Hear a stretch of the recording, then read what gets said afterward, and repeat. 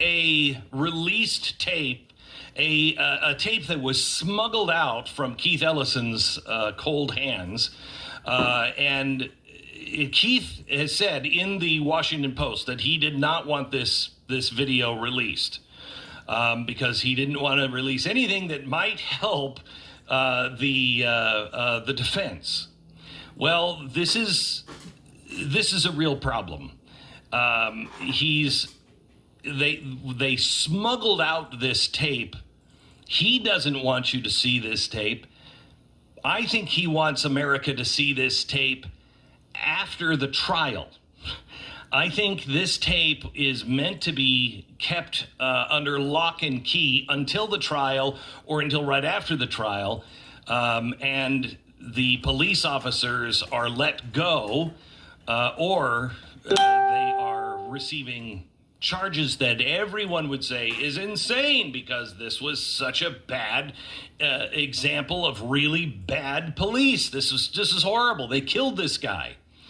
Well, the problem is you are going to have a really hard time making the case that anyone, except for the officer that was kneeling on his neck, did anything wrong. Now, remember, Keith Ellison is trying to go for, I think, wasn't he, Stu? Wasn't he going for attempted murder or accessory to murder, something like that for the other officers, overcharging these other officers and trying to say that they knew that he was trying to kill George Floyd. Yeah, that seems completely ridiculous. So these guys are the first day of their on the job and are supposed to call out this veteran off. I mean, that always seemed ridiculous to me. Okay, but now that you see the body cam video, and I'm going to show you a couple pieces of it, now it's going to be almost impossible to make that charge. Because what you have to dismiss now is the evidence that according to the body cam footage on the arrest, a woman that Floyd is apparently with is telling him, stop resisting, stop resisting. So he's resisting. He's saying that he can't breathe while he's standing up and while he's in the police video.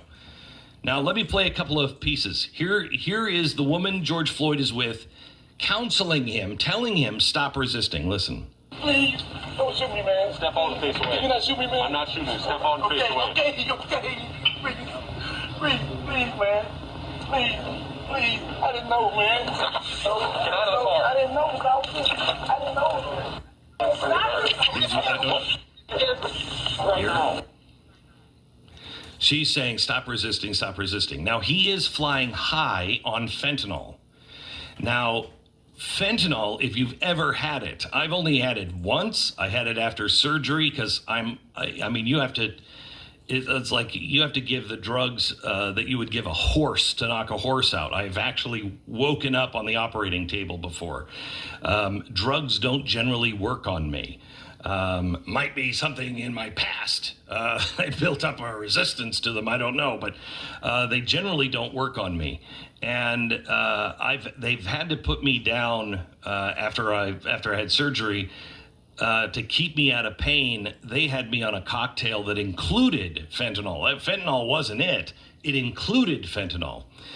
And I remember waking up in the middle of the night, and I didn't even know that I had a patch on me. I was just fresh out of the hospital. Certainly wasn't aware of what that patch was or anything else. And at the time, I had never heard of fentanyl. And I woke up in the middle of the night, and I woke up and I couldn't breathe. And I was so drugged by this stuff. And I remember hearing, a voice, get up, take that patch off. And then I fell back to sleep. I woke up a second time, barely able to breathe. If you don't get up and take the patch off, you won't wake up again. I remember hearing that in my head. So I got up and I took the patch off. The next morning, I said to my wife, what is that patch? She had never heard of fentanyl either. We read about it and we're like, holy cow. It says right there on the box, end of life only. It is a very dangerous drug. And not just because it's almost immediately addicting, but because it is for end of life use only. And it suppresses your respiratory system so much that it's easy for you just to stop breathing. Okay, so when he's saying, and he's sitting in the police car, I want you to listen to this. Here he is. This is before he's laying on the ground. Listen to what he's saying here. I'm not that kind of guy, man. Take a seat. Yo, I'm gonna die here. Take a seat. I'm gonna die, man. You need to take a seat right now. I just had COVID, he's standing up. Going to that. I'll roll the windows down. Hey, listen. Dang, man. Listen. I'm not that kind of guy. I'll roll the windows down and Please, put the lights in, all right? I'll put the air on. Stop. Look at that. Look at that. Now you look at me. Look at it. Look at it. We can fix it right now while you're standing out Okay, here. man. God, y'all do me bad, man. Now, he's standing up. I don't want to try to win. I don't want to try to win. I don't want to win. I'm claustrophobic. I'm claustrophobic. I got anxiety. I don't want to do nothing to this. I'll roll the window down. Man, I'm scared. Okay, When I start breathing, it's gonna go off on me, man. I'm gonna stop breathing. Okay. Let me count to three. I'm going in. Please. I'm not trying to win. I get on the ground, anything. I can't stand this, man. He know it. Okay, so now the police are trying just to get him in the car. You're hearing somebody in the background. Stop resisting. Just get in the car. This is not the cop that is only saying this. This is the people that are with him. He's saying, I'm afraid I'm going to die. I can't breathe, yada, yada.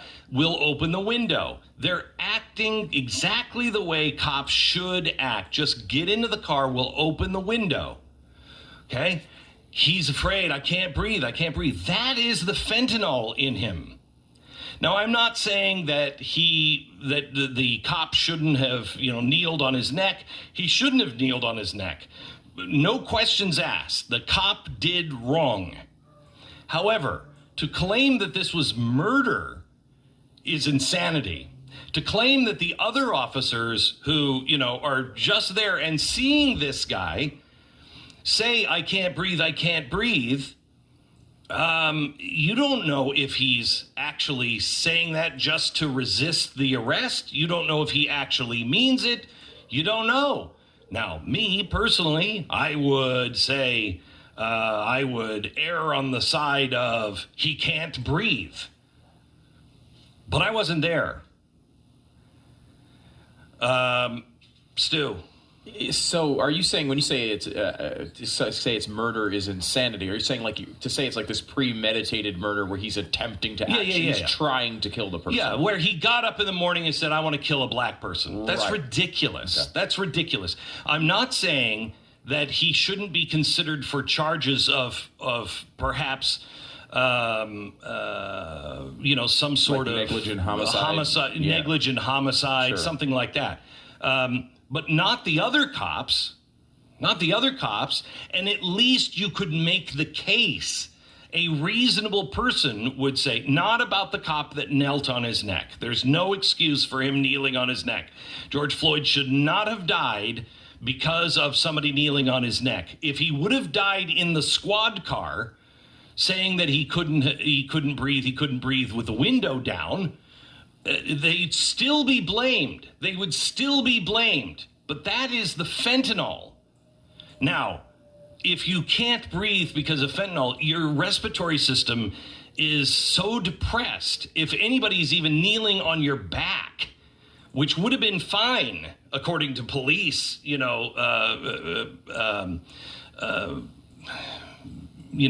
procedures. I can only think of procedures. Thank you.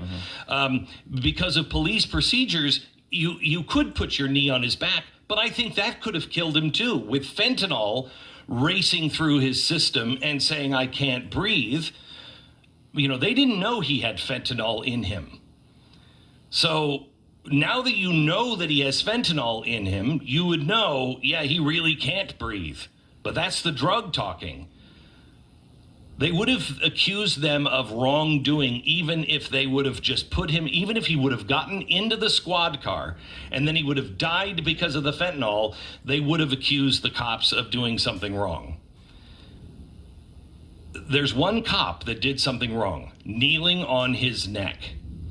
but it is not premeditated murder or anything else. And I personally think that Keith Ellison tried to suppress this information to flame the fires, to, just keep fan the fires. I don't know what's wrong with me today, but fan the fires to keep those embers burning hot, and also to increase the outrage when these guys are found not guilty because Keith Ellison has overcharged them.